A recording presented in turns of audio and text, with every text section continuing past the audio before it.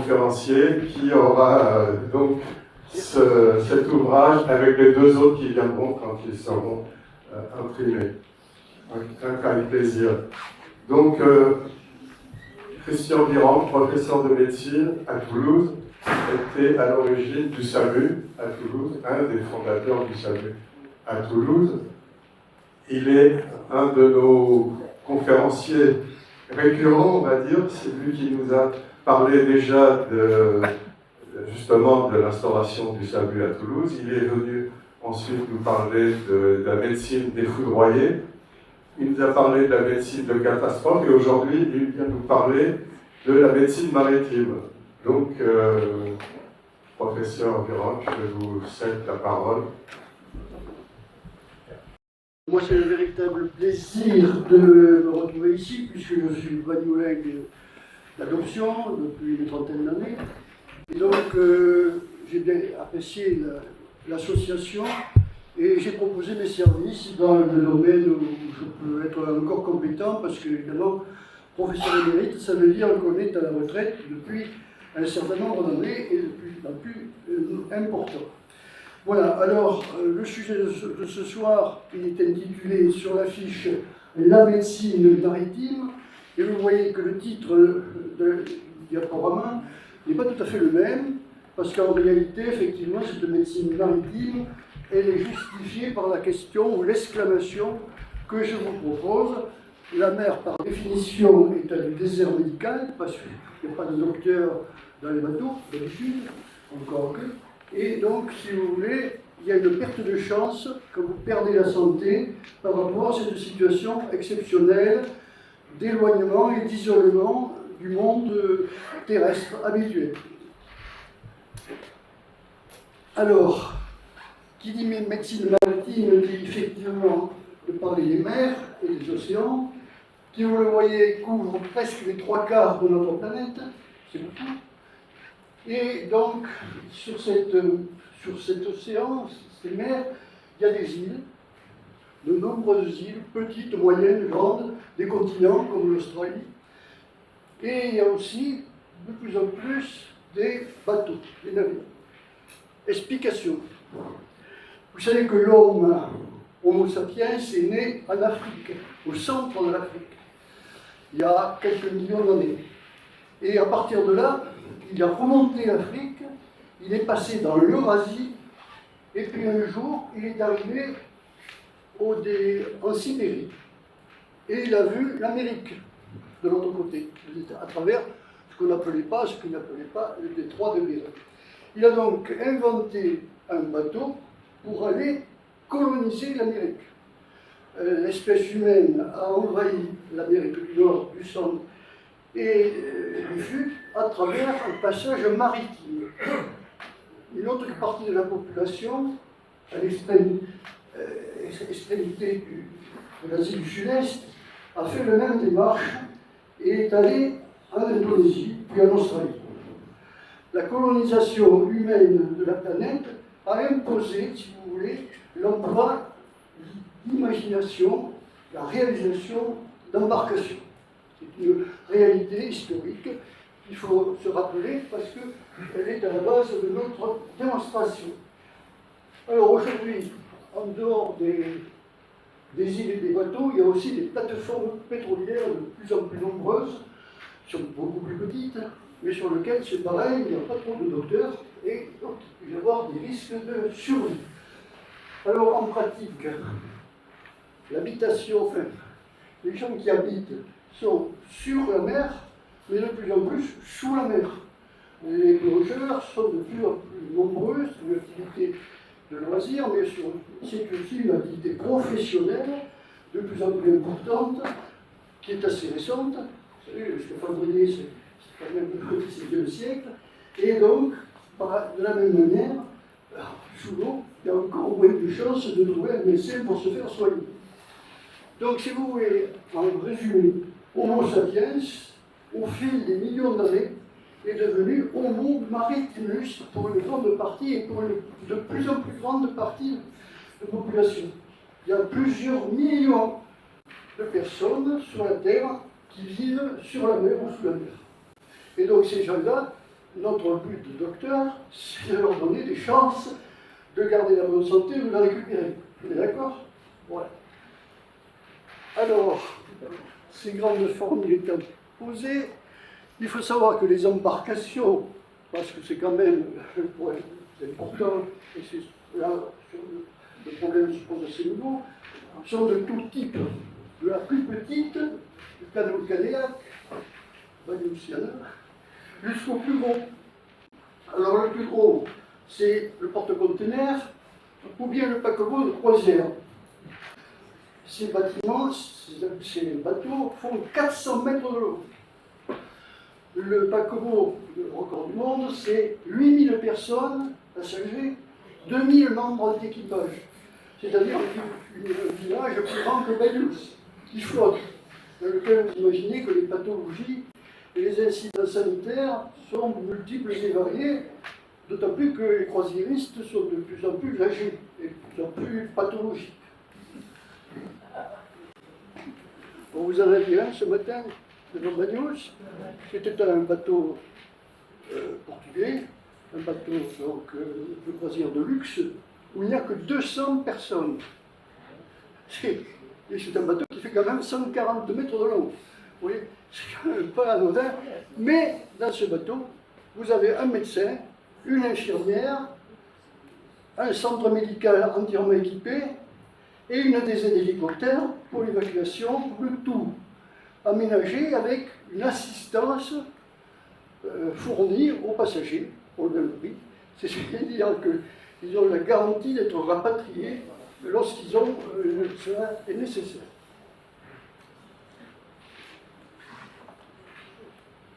Alors, l'historique de la médecine maritime, c'est récent sans être très récent. C'est français. Ce sont les French auteurs de la médecine maritime, et ça commence avec Louis XIV, avec la création des médecins militaires, du service de santé des armées. Précédemment, vous savez, il y avait en mois séparé quelques chirurgiens bénévoles, les barbiers, qui accompagnaient le roi de France et qui essayaient de secourir les blessés dans les combats. Louis XIV en a eu marre et il a dit « Je veux des médecins militaires professionnels, officiers de l'armée française ». Et donc, une partie de cette équipe est affectée à la marine militaire. Et donc, déjà, vous avez une médicalisation des bateaux de la marine nationale. Ça ne s'appelle pas la marine nationale, parce qu'il y a avant la Révolution. En même temps, très peu de temps après, vous voyez, il y a un bonhomme qui s'appelle Duhamel du Monceau. Ce monsieur, eh ben, il écrit un livre. Parce qu'il se rend compte qu'effectivement, les équipages de la marine nationale, entre guillemets, sont soumis à des traumatismes, des maladies, et qu'il convient de les soigner. Donc c'est un livre théorique, mais qui permet de jeter les bases d'une spécialité de la médecine maritime. Et pendant 300 ans, particulièrement, il se passe pas grand-chose, on est toujours avec les militaires. Et la nouveauté la plus récente, 2001, c'est la création en France d'un service de santé rénové, interarmes, avec donc une direction centrale et des médecins affectables sur les bateaux de la marine nationale. Voilà. Alors ça, c'est pour la partie militaire. Parce qu'en France, les progrès sont souvent de fait, en particulier en médecine, de l'armée et des militaires. Sur le plan civil, il faut attendre beaucoup plus de temps, puisque vous voyez, la première date qui apparaît, c'est 1965, avec la création de ce qu'on appelle la sécurité sociale propre aux professionnels de la mer. Les pêcheurs, les commerçants, qui sont donc un régime de sécurité sociale particulier, propre à leur profession, et évidemment, les touristes, les autres n'en bénéficient pas, ce sont des professionnels qui sont protégés par une réglementation, surveillés par des médecins spécialisés, médecins du travail, et donc bénéficiant d'archives épidémiologiques et de suivi qui sera très utile, qui nous sera très utile lorsqu'on va démarrer la consultation hospitalière dont je vais vous parler. Il faut attendre 2023 pour que, sur le plan universitaire et plutôt scientifique, le professeur Offray crée la société savante, la Société française de médecine maritime. La société savante pour la société de médecine catastrophe, de médecine d'urgence. Alors, ça, ce sont les dates, mais en même temps, si vous voulez, la réglementation, l'administration va imposer sur des bateaux qui naviguent plus de 24 heures, où il y a beaucoup de passagers, la présence de médecins embarqués. Ce sont des médecins, je ne sais pas spécialisés particulièrement, des généralistes généralement, mais qui sont la garantie que les passagers et l'équipage pourront être soignés si le besoin s'en fait sentir. Alors, ce système un peu individuel va être petit à petit complété, et c'est le gros paquebot, il y a 30 millions de personnes, c'est un véritable système de santé embarqué qui se trouve avec plusieurs médecins, plusieurs infirmières, plusieurs salles d'opération, c'est-à-dire que vous avez un hôpital complet qui accompagne le bateau et les habitants de ce bateau. Alors ça, c'était du concret quotidien, et simultanément, et en fait un peu avant, il se crée la notion de centres radiomédicaux, c'est-à-dire on ne prononce pas le mot de télémédecine, et en fait c'est un exemple de télémédecine tout à fait original, tout à fait ancien, qui va démarrer, vous le voyez, sur la prochaine diapositive, non pas en France, pour une fois, mais, alors attendez, alors, petite pause, ces centres radiomédicaux sont rendus possibles en fait par un progrès technique qui est le développement, l'apparition et le développement des moyens de transmission, de télécommunication. Donc il faut remonter en 1800 pour retrouver ce fameux sémaphore avec les bras qui permet d'échanger des messages entre le bateau qui pas trop loin des côtes, que j'essaie de regarder avec le tunnel, bien sûr, et un poste d'observation sur la côte. C'est un progrès important puisque le bateau n'est plus isolé, il n'a pas besoin de revenir au port, il peut émettre des besoins. Alors, cette signalisation un peu compliquée va être remplacée en 1898 par l'emploi du morse, c'est-à-dire un petit tata, une langue de brève, une brève de langue, et finalement, ce système remplace complètement parce qu'il est branché sur un émetteur de radio et il permet de communiquer avec un bateau plus loin, sans contact visuel. En 1900 apparaît le radiotéléphone, alors là, on remplace le petit tata par des paroles, et pour revenir au morse, en 1912, le premier SOS, Save Our Soul, est lancé par le Titanic.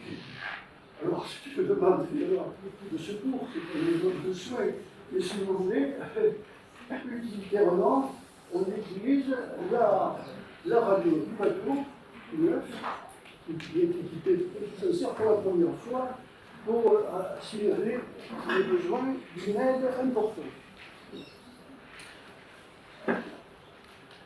Alors, on revient aux centres médicaux, c'est grâce à ces moyens techniques et en fait essentiellement au radiotéléphone, c'est-à-dire à la façon de parler, les micros sont développés, ce qu'on appelle des centres médicaux. Monsieur Virek. Le premier Voilà. commande, le premier s'installe à Göteborg, donc en Suède, en 1922. Ce centre est un centre radiomaritime, mais qui se fait aider par une contribution médicale fournie, on ne sait plus pour une partie, probablement à l'hôpital.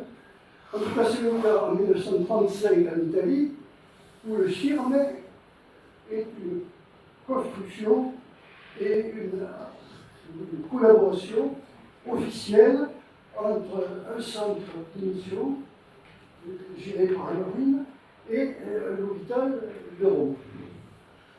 Et vous voyez, nous n'arrivons pas très loin, en 1948, à la fin de la guerre, à Toulouse, les PTT construisent et mettent en service un centre de communication radio-maritime qui s'appelle le centre de service radio. C'est-à-dire, dans la banlieue toulousaine, une vingtaine de kilomètres, il y a des bâtiments, des antennes et des opérateurs. Service radio a fonctionné pendant la période 48-98. Vous voyez les bâtiments à gauche avec les antennes, le manipulateur Morse, puisqu'on commence malgré tout avec le Morse. Rapidement, on passe à la phonie avec le micro, et donc on n'est pas obligé, dans le cas initial, vous voyez, le message arrive par les antennes, il est reçu dans la salle, l'opérateur entend le message et il le transforme en texte. Une fois qu'il y a le texte sur le papier, il appelle l'internat de Turpan, par une spécialisée téléphonique privée, et il donne à l'interne, donc si vous voulez, et je fais circuler actuellement le cahier qui rassemble un petit peu les réponses faites par les internes à cette époque. Ce sont des consultations à la volée, sans aucune, si vous voulez, garantie, parce que l'interne fait autre chose, souvent, et l'occasion d'effectuer plusieurs de ces consultations à l'occasion des garanties de son développement, et donc on fournit une réponse. Donc on fournit une réponse à l'opérateur, au monsieur rouge. L'opérateur, il écrit ce qu'il entend au téléphone, il prend son manipulateur Morse, il essaie de rattraper le bateau, parce que le total de la propagation a changé, c'est plus une fréquence, ça a demandé plus de temps souvent pour obtenir cette réponse, et donc il donne au commandement du bateau qu'il a appelé la proposition thérapeutique que vient de faire l'interne. L'interne, donc c'est une information qui fait quand même des choses bien, puisque le conflit est passé de l'hôpital, mais enfin bon, c'est resté avec des moyens très limités, puisque se contente des symptômes racontés par le commandant du bateau, qui est le maître après bord, et que l'intermédiaire obligatoire entre le médecin et le patient. Alors, au fur et à mesure que les années passent, on ne fait plus cette méthode. Il fallait être patient parce que et quelquefois c'était question-réponse, alterné. Il fallait attendre que le Morse soit traduit pour obtenir des précisions que l'on demandait pour être plus précis dans le diagnostic. Et au fil des années, la radiophonie a remplacé le Morse, et puis finalement, c'est même le téléx. Le téléx, c'est le téléscripteur, radio-téléx. Le téléscripteur, normalement, ça marche par fil. Les journalistes, les téléscripteurs pour les agences de presse, et bien là, c'est un radio-téléx qui donne beaucoup plus d'informations et surtout un document qui sert de référence. C'est-à-dire que tout ce qui est écrit sur ce téléx sert de preuve au cas où vous aurez un problème électronique. Alors, si vous voulez, à l'autre bout du fil, vous avez le putain de Turpan, vous avez l'interne, avec un casque, parce qu'il est déjà sur radiophonique, et son micro, il parle avec le bateau. Le manipulateur, l'opérateur au service, ne fait que brancher Turpan sur le bateau.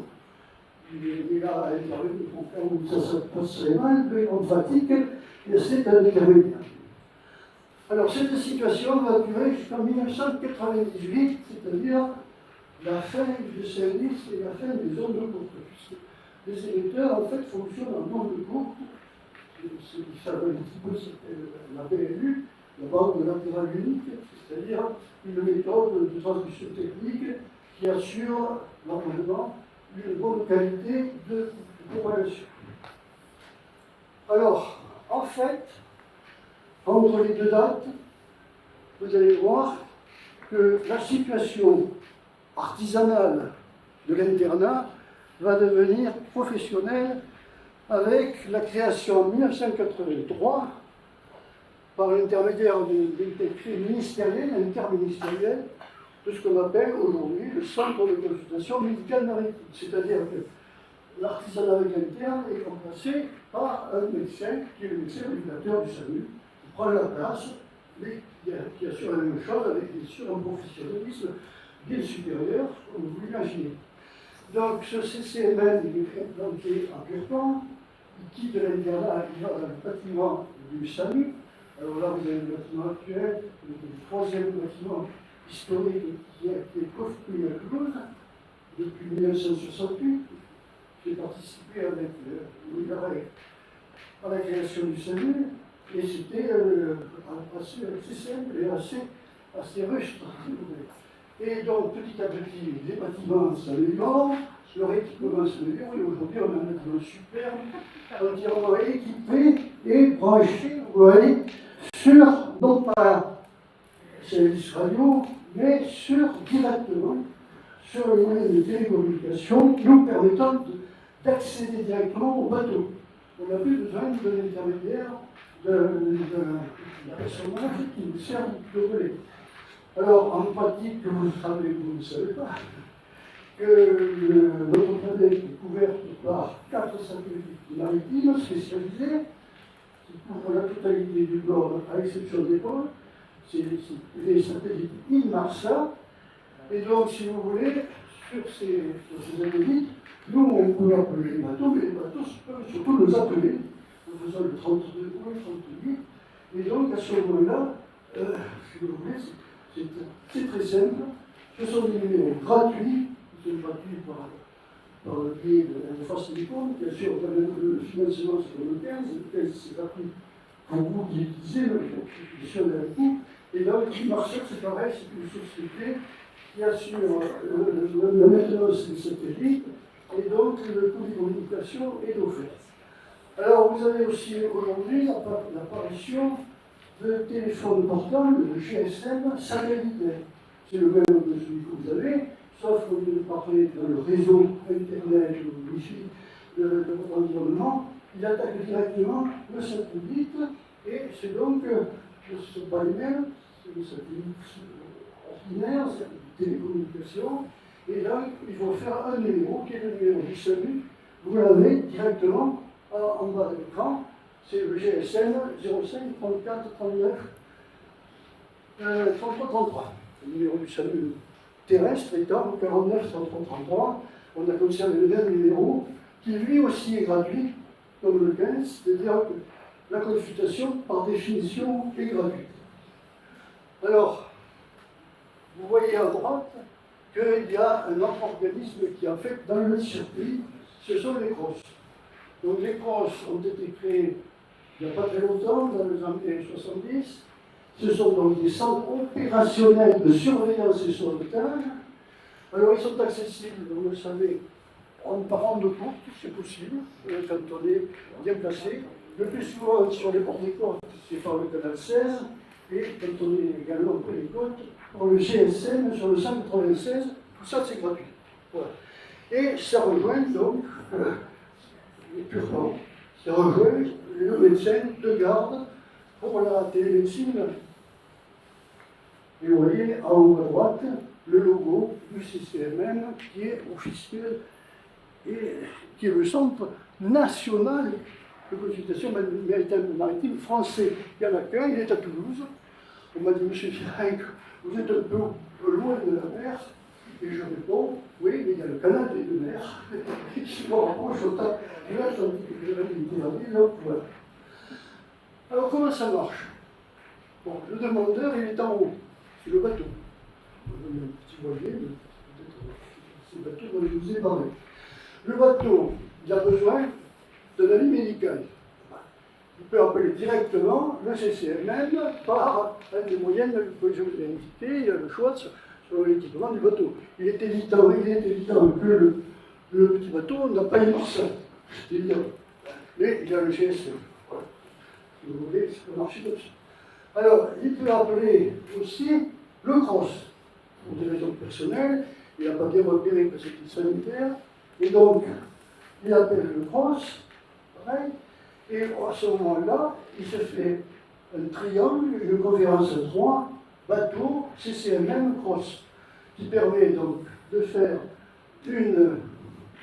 en haut à gauche, de décider après un diagnostic, de mettre en place des soins à bord Voilà.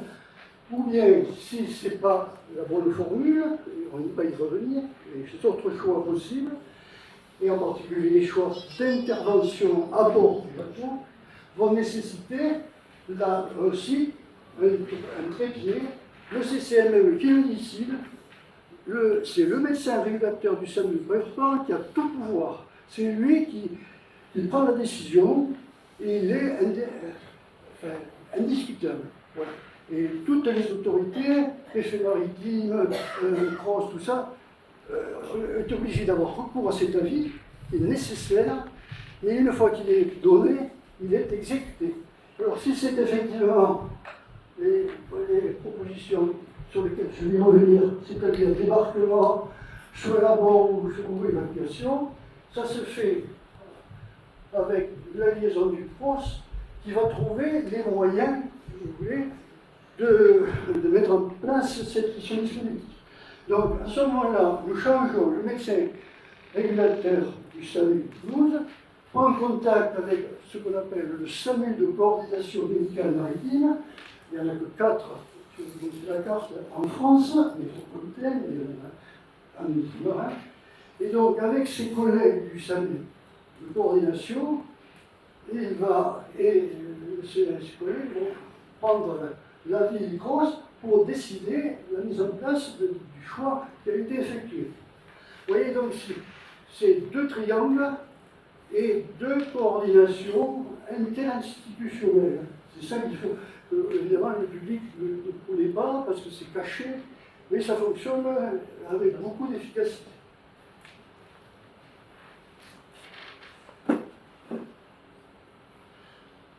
Alors, en pratique, comment ça marche? De manière pour encadrer, je vais vous montrer tout à l'heure un cas. Donc, l'appel aboutit à Purpan, non pas au médecin, comme vous le croire, au 15 c'est pareil, il y a ce qu'on appelle un assistant de régulation médicale, qui est un standardiste qui décroche le 15, qui écoute, qui ouvre un dossier informatique et qui va ensuite transmettre cette information au médecin régulateur maritime. Voilà. Donc, le médecin régulateur maritime est à droite avec cette cage un peu particulière. Vous avez le droit d'action. En complément de la phonie et si vous voulez, des explications que donne le commandant du bateau au médecin, il y a une transmission multiparamétrique. Vous le voyez ici, grâce à cette valise qui permet de brancher une infinité de capteurs.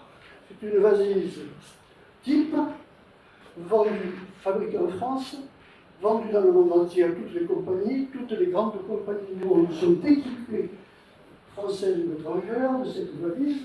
Et donc, à travers la valise, nous avons l'arrivée, vous voyez par exemple, de l'électrocardiogramme, complet, 12 élections, qui nous permet de faire un diagnostic extrêmement précis. Et également, par exemple, cet exemple, de lésions dermatologiques, des boutons, qui sont perturbants, des boutons qui ne ressemblent plus à un bouton de bonjour. Et donc, si vous voulez, le médecin engrange des renseignements auditifs, phoniques, et les éléments paramédiques qui nous permettent d'établir un diagnostic, le chiffre, 92% des diagnostics sont vérifiés. Il n'y a que 8% d'erreurs qui tiennent à des choses individuelles, mais donc, si vous voulez, grâce à ce montage entre la formule et les paramètres, vous arrivez à faire fonctionner les choses de tous les jours. Alors, je vais vous montrer, j'espère qu'on va y arriver.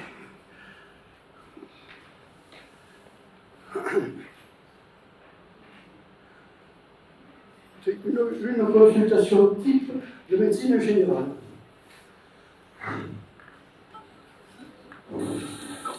Donc, je vais vous montrer parce qu'on ne comprend pas. Oui, bonjour. Oui.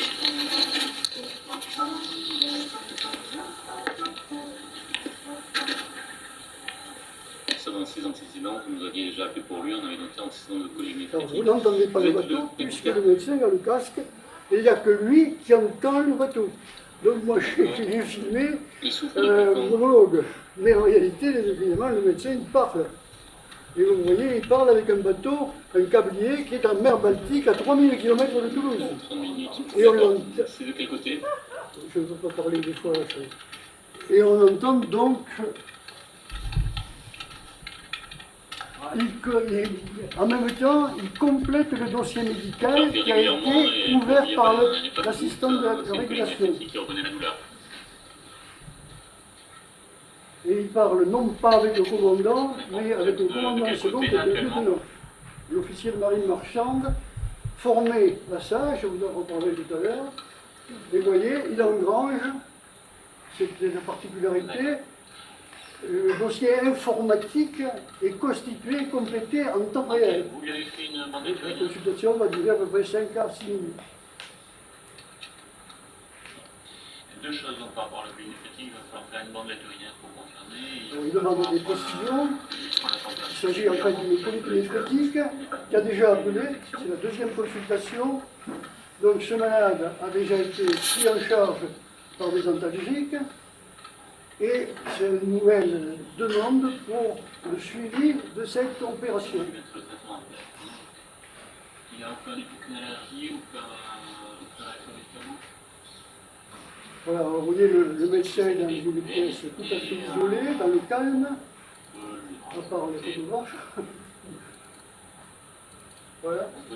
Et donc, dans le cas particulier, on n'a pas besoin ni d'électrocardiogramme, ni de documents extérieurs, en dehors, et vous ne l'entendez pas parce que le son n'est pas adapté, et une bandelette urinaire qui va permettre de plonger dans les urines du marin pour savoir s'il y a une hémorragie. Voilà, le Ou spacement, c'est sous la langue, ça c'est pour infections, sous la langue. puisque c'est la complication numéro 1, des polykinéphrétiques. Ok, si on résume 4 fois par jour, il prend un spasfon et 2 doliprane 500. Et le prophénine, c'est 2 fois par jour, bien omiverpa. Donc il prescrit des antalgiques, n'oubliez pas, c'est du doliprane. Le prophénine Avec 100, la 2 fois par posologie. jour, bien omiverpa. Alors cette prescription est facilitée par le fait de la dotation de l'eau. Les gros bateaux comme ça, on trouve une pharmacie réglementaire, tenue un jour par la compagnie, par le commandant, et connue bien sûr du métier régulateur qui en a un double. Donc quand on prescrit du doliprane, on sait la dose, la quantité, et on sait que dans le bateau il y en a. Et l'officier qui répond est au courant. En comprimé, vous avez du kétoprophène sous le nom kétone. D'accord. Pourvu que ce soit du kétoprophène 100 mg en comprimé, c'est bon. Si vous l'avez sous le nom kétone au lieu de prophénine, c'est pareil.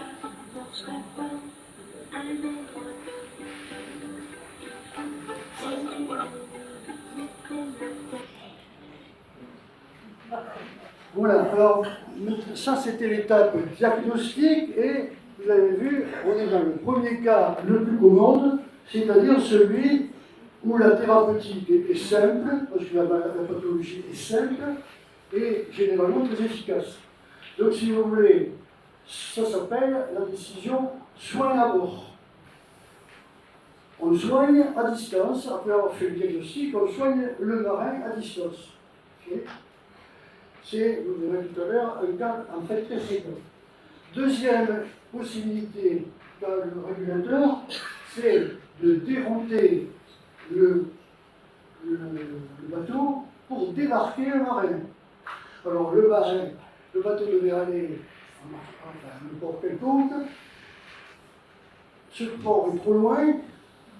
On va trouver sur l'itinéraire un port plus proche où il y a un hôpital capable d'accueillir le marin.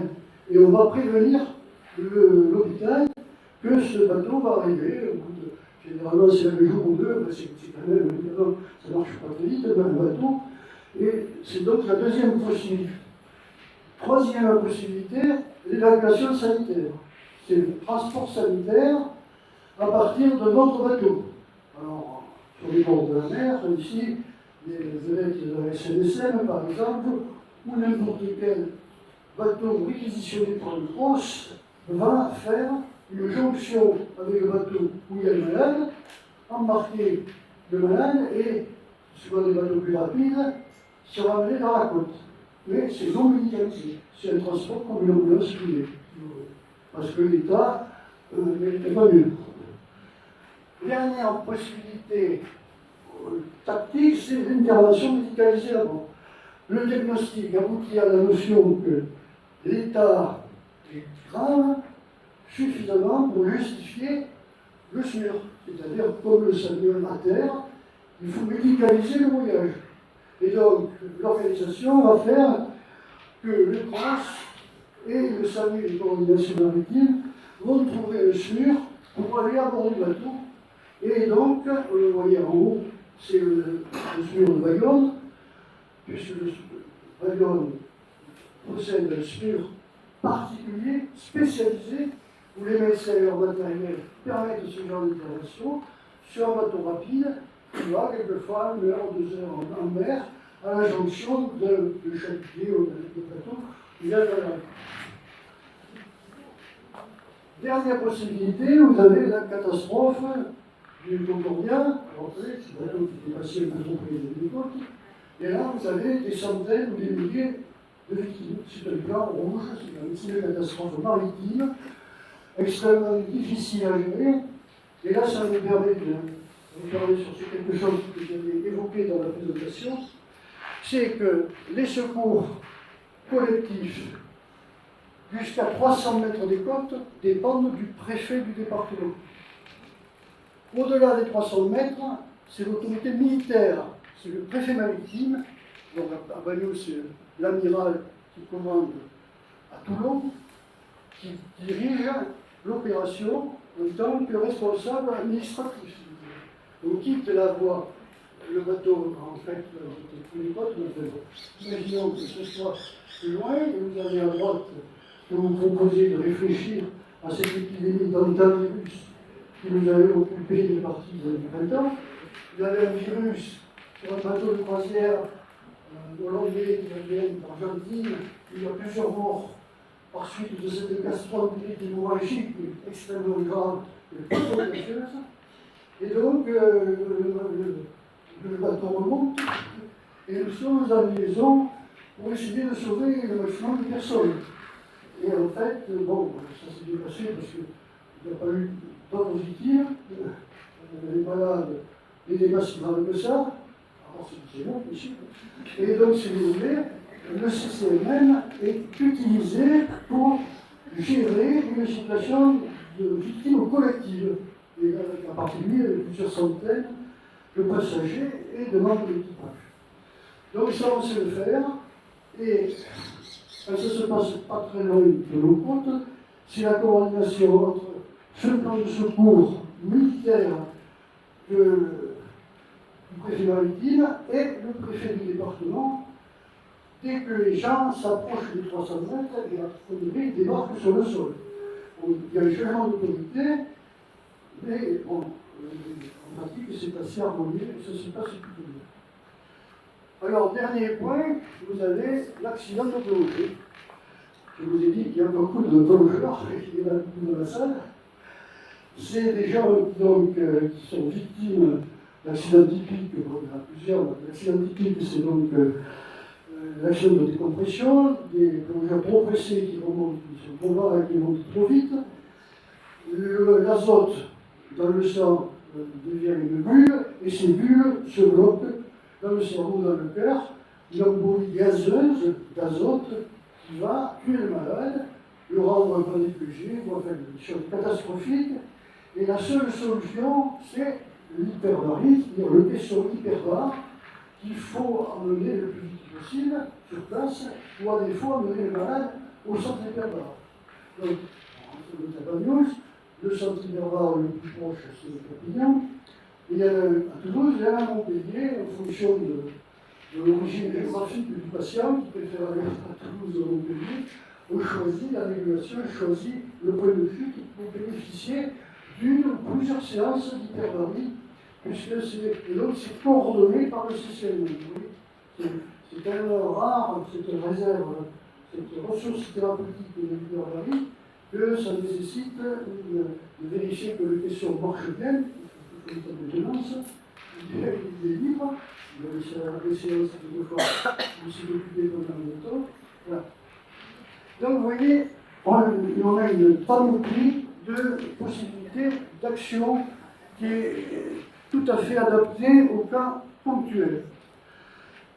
Alors, pour revenir vers l'organisation des évacuations, qu'elles soient non médicalisées ou médicalisées, il faut voir que donc, je reviens sur cette notion de SAMU de coordination médicale maritime.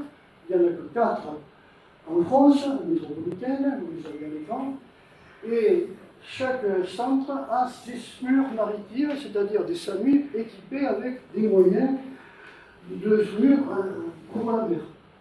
Donc grâce à ça, vous avez également la carte ultramarine, à défaut des crosses, vous savez, souvent ça s'appelle MRCC, c'est-à-dire c'est la présentation médicalisée anglo-saxonne, mais le dispositif métropolitain est tout à fait adapté ou adaptable au milieu ultramarin. Et donc les ressources, les possibilités de survie et de soins sont les mêmes, quel que soit l'endroit. Et c'est toujours Toulouse qui parle avec Papeete ou Nouméa. Grâce aux satellites et grâce aux moyens dont je vous ai parlé, c'est transparent et c'est extrêmement efficace. Autre précision, par définition, le centre est français, il parle aux navires français. Vous savez que les bateaux commerciaux, les porte-conteneurs, tout ça, les équipages ne sont plus du tout français.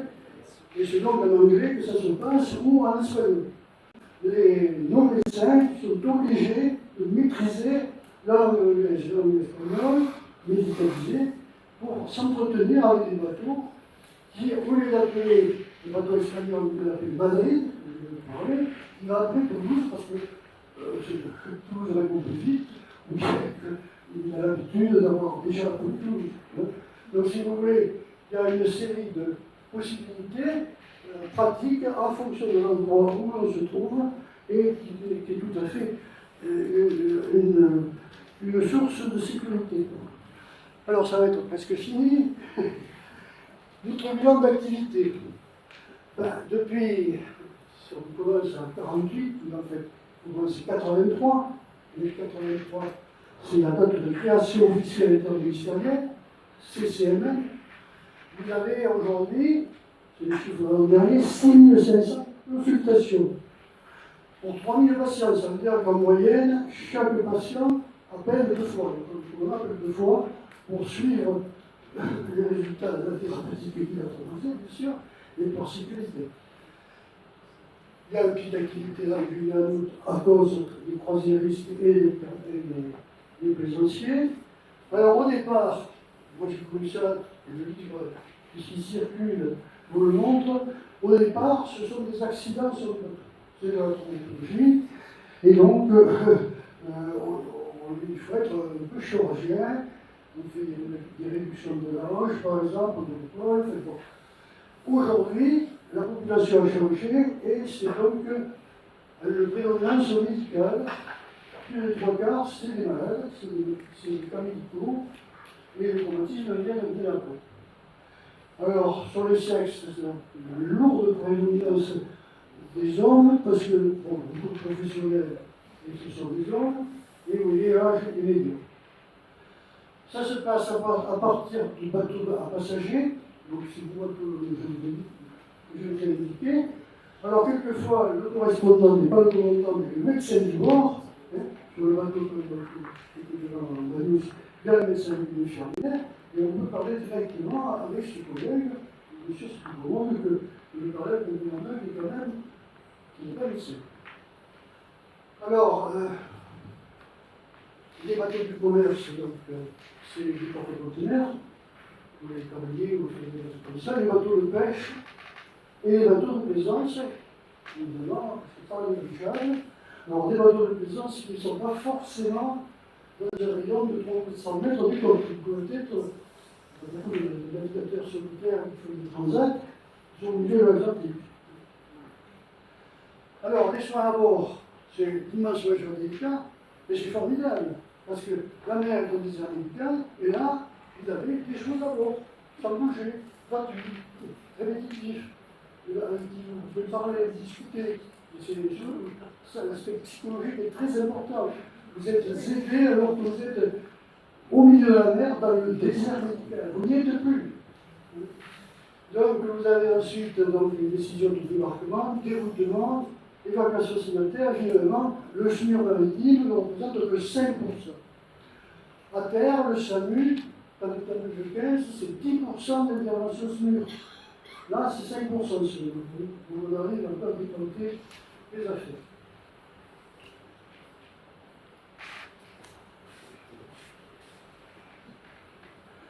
Alors, en complément de cette activité médicale, opérationnelle, diagnostique et soins, vous avez l'extension donc des gens qui ne sont pas dans des bateaux, et qui sont dans des îles. Des îles, il n'y a pas de médecins. En France, il y en a. Il y en a. Mais c'est surtout des îles étrangères. En Grèce en particulier, où vous avez flopé l'archipel et de l'île où il y a des personnes, il n'y a pas de médecins. Il y a les moyens de télécommunication qui permettent de venir en aide à ces gens qui ne sont pas sur la même embarcation et qui sont dans une situation un peu équivalente, sauf qu'effectivement, vous voyez, déroutement, débarquement, c'est pas pareil. Alors, les conseils aux gens qui ne font pas un voyage. J'ai le nom de dans ces élèves, il fait pour la deuxième fois, la troisième fois de sa vie, il est à la retraite, la traversée de l'Atlantique avec sa femme et ses enfants, sur le voilier de Roger. Vous voyez, c'est quand même une aventure. Ben, avant de partir, il appelle le CCMM et il demande qu'est-ce qu'il faut obtenir, de quoi il faut s'équiper, quelles sont les nouveautés et les nouvelles façons de joindre le CCMM. Et donc il y a beaucoup de gens, il y a les gens qui le font dans le cadre du voyage, mais aussi une course, alors actuellement les courses professionnelles engagent un médecin régulateur privé, et s'il y a défaillance de ce collègue, c'est le SAMU de Toulouse qui prend le relais. Et nous avons toutes les gens du globe et tout ça, nous sommes branchés sur l'événement parce que c'est la sécurité qui les branche. Alors, un point important, j'ai un peu évoqué, sur lequel je vais revenir, parce que c'est une émission fondamentale du SAMU de Toulouse. Nous fabriquons des officiers de marine marchande médecins.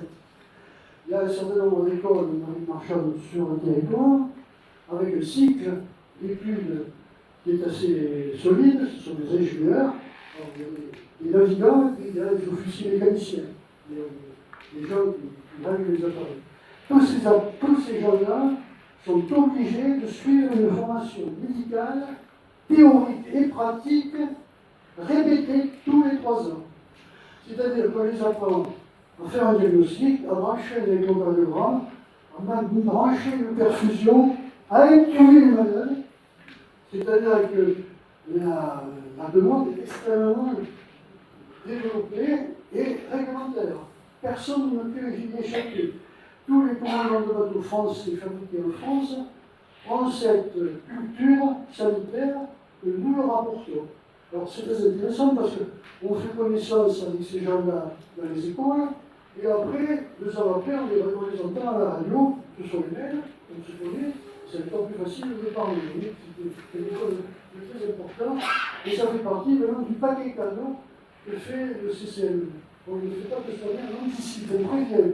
Et c'est une obligation de garder. Et tous les 3 ans, l'officier, le lieutenant, est obligé de revenir faire un stage, qui est souvent un stage hospitalier, donc à Lyon, par exemple, au reste, pour renouveler ses connaissances et ses gestes techniques. Alors, l'avant-dernier point, vous l'avez vu, à tout instant, aujourd'hui, dès le permanencier, dès le système de régulation, au Louvre, il y a un ordinateur, et tout ce que vous dites est enregistré au fur et à mesure. Tous les documents, pièces jointes qui arrivent par Internet satellitaire sont ajoutés, et on a un dossier complet qui, très souvent, est rapproché du dossier pour les professionnels des gens de mer, de l'UNI, les professionnels qui ont le dossier, comme le dossier médical personnel de chacun d'entre nous, les marins ont leur propre dossier. Nous pouvons le consulter en temps réel pour savoir les antécédents, les traitements suivis par le marin, et on enrichit le dossier par la consultation qu'on est en train de faire. Alors, d'où l'idée, donc, développer une base de données épidémiologiques, c'est-à-dire des statistiques, parce que ça manque beaucoup.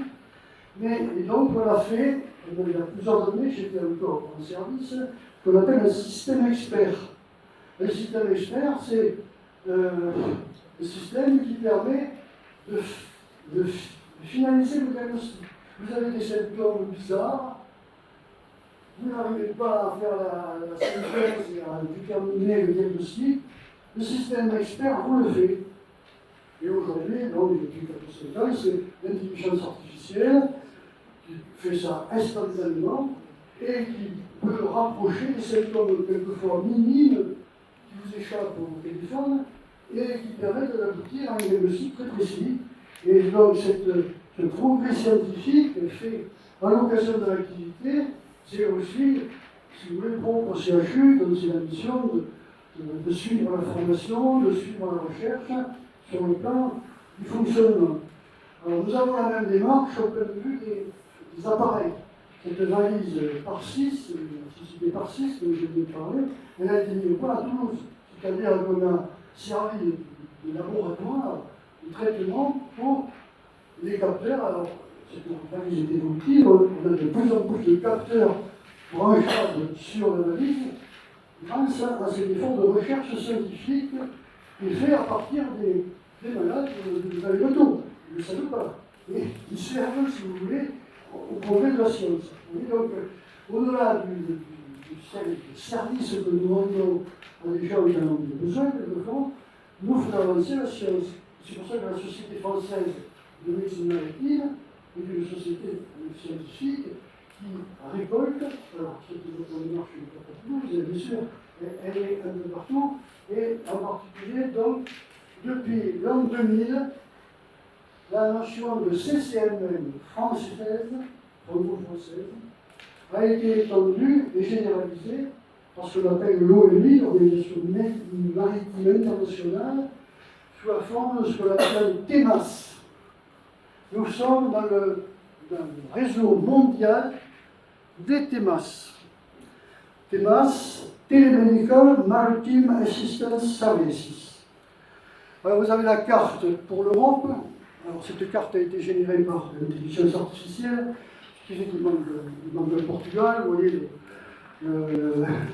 la Hollande est au milieu de l'Angleterre. Enfin, bon, ça c'est les aléas de la création par l'intelligence artificielle, mais c'est centre, il manque le Portugal, mais vous avez, vous voyez, cet ensemble de pays qui ont une façade maritime et qui gèrent des compagnies maritimes et qui ont des marins professionnels ou amateurs sur leur sol.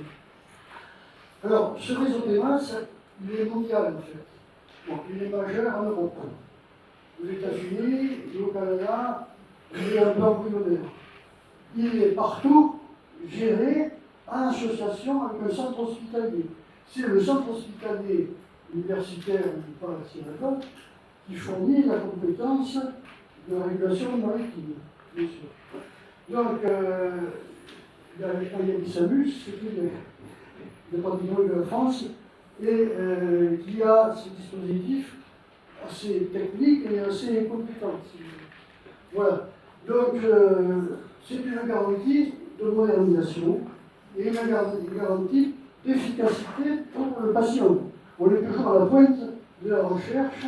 Quand il y a une nouvelle molécule thérapeutique, quand il y a de nouveaux appareillages, nous sommes branchés et nous sommes dans la capacité, entre nous aussi, vous voyez, des échanges entre TEMAS qui fait que nous nous enrichissons réciproquement. Et nous avons c'est une optimisation de la fonction. Alors, pour conclure, une remarque un peu désabusée. Le désert médical Il est aujourd'hui à terre, vous le savez, en particulier en France. Pas toujours, oui, enfin bon. Et en mer, où il était institutionnel, il donne l'exemple de ce qui est possible à travers la télémédecine, à travers cette coordination de moyens et des progrès scientifiques qui sont faits tous les jours, hein, en particulier au moyen de télécommunications. Aujourd'hui, les téléphones satellitaires sont tout petits, très puissants, bon, ils sont gratuits, il faut l'acheter, mais ils sont gratuits. Et donc, vous voyez, cette réflexion que nous avons aujourd'hui se traduit par des travaux universitaires. Nous avons réalisé, pour les 25 ou 30 dernières années, plus de 40 thèses de doctorat en médecine sur le sujet. Alors, c'est à la fois le fonctionnement ou telle pathologie en mer qui est prise en compte par le thésard et qui nous permet de réfléchir un peu à nos activités. C'est tout à fait original et c'est l'intérêt de se brancher sur un CHU dont c'est la fonction quand même de transmettre et de former. Voilà. Donc, pour terminer, je ferai une double annonce. L'activité dont je vous parle, elle est relatée dans cet ouvrage que j'ai rédigé il y a 2 ou 3 ans, que j'ai déjà présenté dans cette enceinte, qui est l'histoire de la médecine d'urgence en Haute-Garonne. Bon, il coûte 20 €, je ne vais pas vous l'offrir, mais pour le même prix, vous avez la signature, ce qui valorise l'ouvrage, bien entendu. Donc ça, c'est la première annonce. Il y a des gens qui ça intéresse, déjà il y a quelques exemplaires. Et deuxième annonce, c'est le livret, l'exposition des 50 ans du SAMU. Vous savez qu'en 2018, ça faisait un demi-siècle que le SAMU fonctionnait dans le monde, et à Toulouse en particulier. Vous savez qu'à Toulouse, où cette exposition a eu lieu, et aujourd'hui, il y a 73 pays dans le monde avec le SAMU. Moi, je me sens honnêtement assez fier. Donc, pour visiter cette exposition que j'ai eu le cœur de compléter, d'organiser, je vous propose sa visite. Le livret qui vous a été distribué est le livret de mémoire à l'issue de la visite. Et je proposais à Dominique, éventuellement, de vous accueillir à Toulouse. Alors, soit par l'intermédiaire de l'association, mais ça paraît que vous avez beaucoup compliqué parce que Toulouse est un peu loin. Il y a beaucoup de Toulousains dans la salle. Ceux qui ne connaissent pas l'hôtel-lieu, il est là. Je vous invite à vous y retrouver. Vous ne le savez pas, mais je peux le dire sans fausse modestie, je suis président de la commission du patrimoine du CHU de Toulouse. Donc je m'occupe des vieilles pierres, du SAMU, de l'hôtel-lieu de la gare en particulier, puisque ça fait partie de l'émission. Et donc, à ce titre, j'accueille, je fais visiter, je guide les gens en longueur d'année, mais aussi à l'occasion des journées du patrimoine. Vous savez, le 3e week-end de septembre, nous avons des jours plus particulièrement pour laquelle il y a l'année dernière 5000 personnes ont décidé à l'hôtel. Voilà, je vous remercie de votre attention.